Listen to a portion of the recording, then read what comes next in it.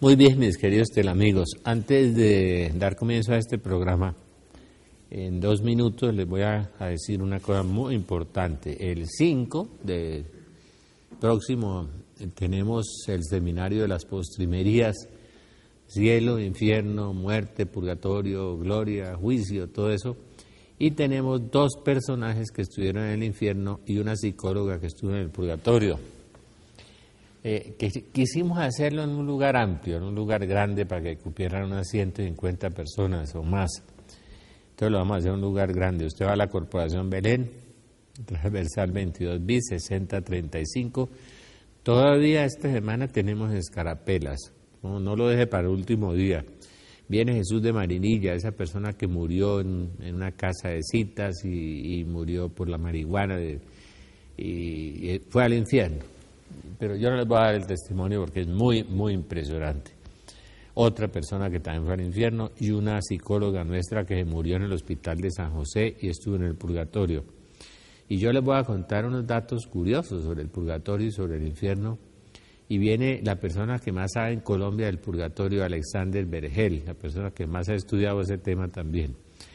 El último seminario de este año. Hoy les quiero recomendar 2 libros de espiritualidad. Nosotros leemos muchos libros carismáticos, de sanación, de liberación, y leemos poco de espiritualidad, que es lo que nos hace crecer interiormente.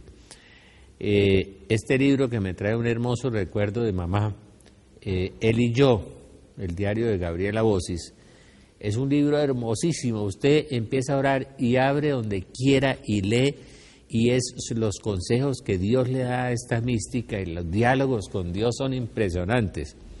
Él y yo, Gabriela Bosis, nos acaba de llegar, lo trajimos del exterior, de fuera del país.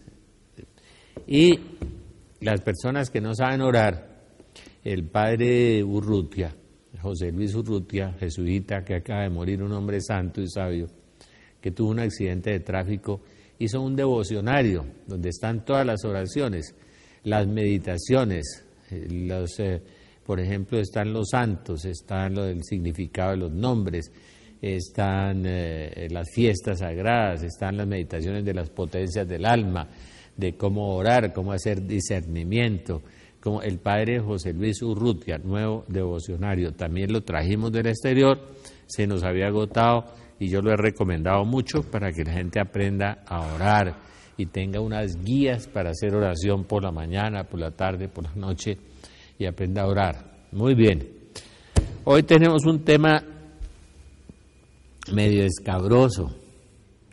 En estos días hemos oído unos comentarios en televisión en que nos dicen que oscuros, que terroristas, que catastrofistas, que el fin del mundo, y nadie ha hablado del fin del mundo.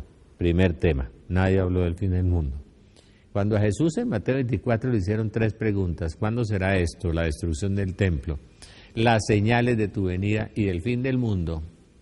Le hicieron 3 preguntas y él contestó dando la destrucción de Jerusalén, y se cumplió en el año 70, ¿sí? Cercada, todo con trincheras, todo eso que Jesús dijo, y la maldición que lanzó sobre Jerusalén. ¡Ay de ti, Jerusalén! El ay es una imprecación. Tengo un amigo haciendo un estudio sobre castigos de Dios en la Biblia, lleva 70, hasta ahora lleva 70. Bueno, la segunda, las señales de tu venida, y el Señor dio la lista de las señales de venida, Mateo 24, Lucas 21, Marcos 13, Lucas 17, las señales de la venida de Jesús. Y la tercera, el fin del mundo, dijo, eso no lo sabe nadie, eso no lo sabe sino el Padre, el día y la hora.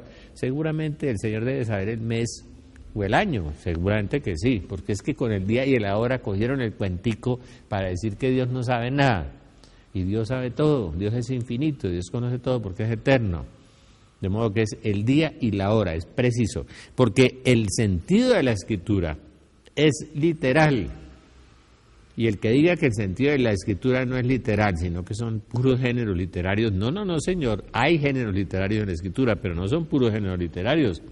Cuando dice sean misericordiosos, es que sean misericordiosos.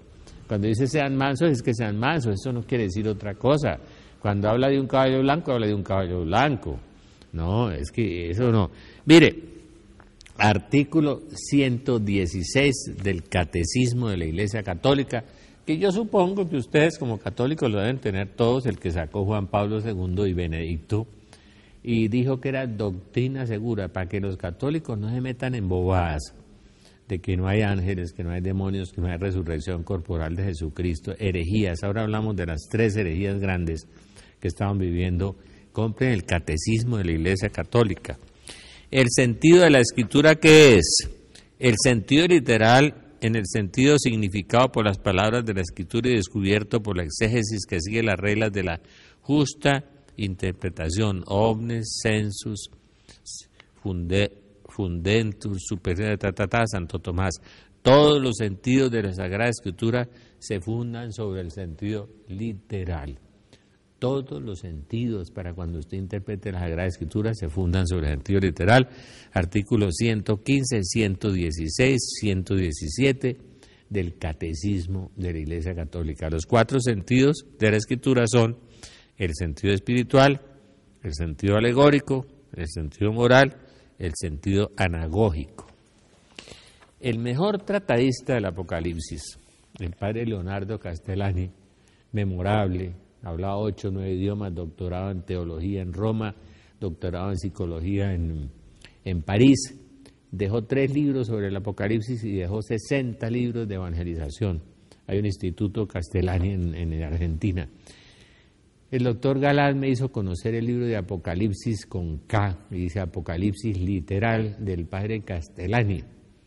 Eso me indujo a profundizar más el tema. El doctor Galán tiene una biblioteca de 200 o 300 libros de Apocalipsis. La mía no es tan grande, pero he caminado bastante para entender el tema. Porque es que hoy en las facultades de teología relativizan eso y dicen que ya pasó. Eso es mentiras, porque no ha habido cielos nuevos ni tierra nueva, ni ha caído un meteoro, ni ha habido una guerra mundial, no, una tercera. Eso es mentiras, de que eso ya pasó. Hay un sentido en la Escritura en que ya pasó hasta cierto punto, pero eso simboliza que va a volver a pasar. Es decir, lo que fue es el sentido de lo que va a ser, dice San Agustín, es el tipo y el antitipo. Lo que fue es figura de lo que va a ser. La bestia, el dragón rojo.